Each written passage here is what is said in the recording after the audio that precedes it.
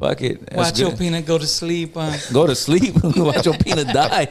Coma. That shit would be cool though. He gonna pass out like that one dude. You seen that one dude? What's his name? Roscoe.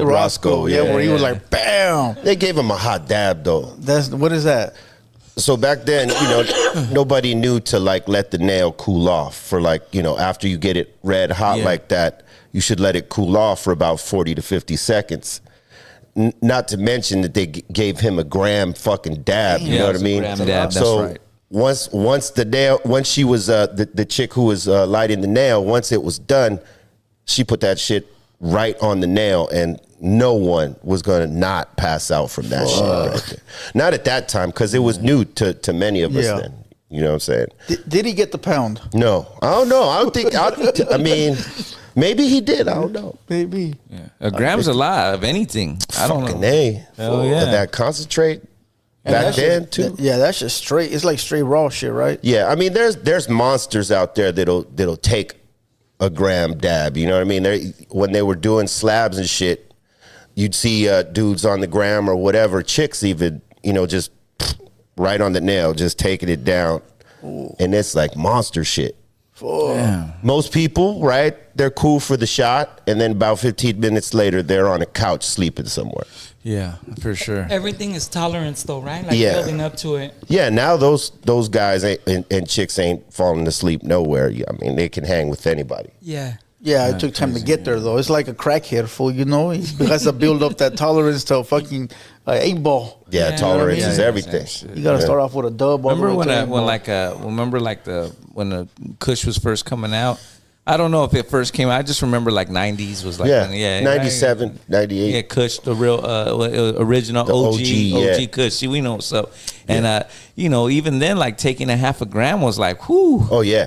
And then you had to build up. Once like 2003 came, I was like smoking fucking like a chimney, and it didn't hit me. Yeah, we take a little bit of OG on tour with us, whatever we could manage, because at that time in the early 90s, there wasn't a lot of it. There was only maybe 6 growers. A couple fools that were growing, I remember them, yeah. And so we'd maybe take a half ounce or something if we could get it, and we'd be smoking with other people from another state. I remember we were smoking out with some friends of ours in Michigan, and one of our homies brought his girl or something like this, right? And, she says, Cypress Hill, where's your weed at?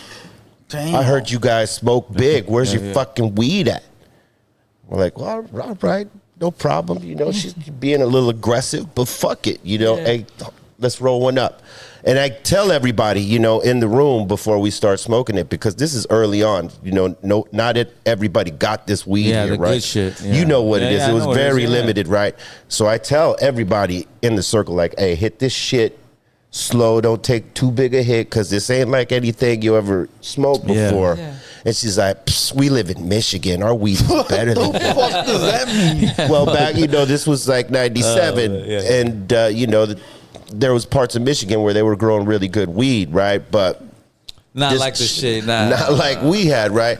And, she hits this fucking weed, and she takes a big-ass Spicoli hit, Fast Times at Richmond High reference, right? I remember that. She takes a big, huge fucking hit. And within 5 minutes, she's like doing that Cheech freak out. You know what I mean? And, what the fuck is this? I never smoked like this before.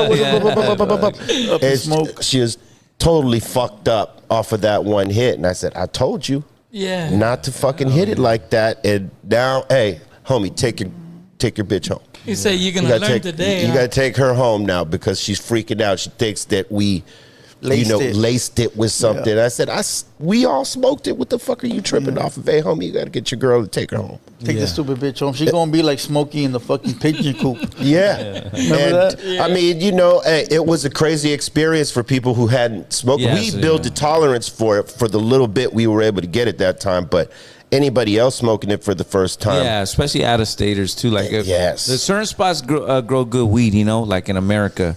I think California is like the best. Southern California in terms of indoor farming. Yeah. Northern California got their way. Outdoor. Outdoors, yeah. That's the thing about California. That's why I say we're the best state, in terms of cultivation, because we got the master growers here in terms of the indoor growing in the south.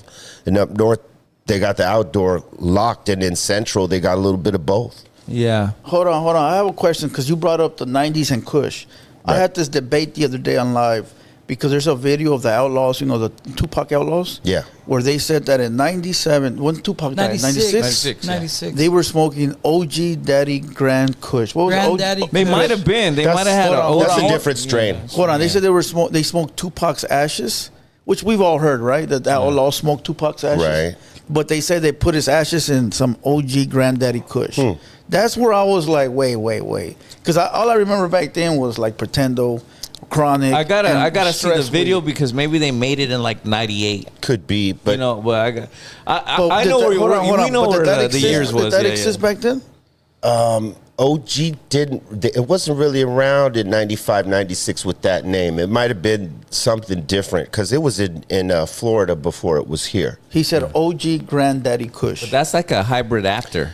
Yeah, Granddaddy Kush. I don't know. There was Master Kush. That was a good one. There was Bubba Kush. Bubba Kush. These are the original ones. Yeah. I was a big weed smoker. Somebody was arguing that before shit yeah. was around back then. I don't know. He was maybe adding extras to it. I don't remember the that. ones that you just mentioned. That's the process I went. That's the through. process, yeah. Around '97. The Bubba Kush, I went through.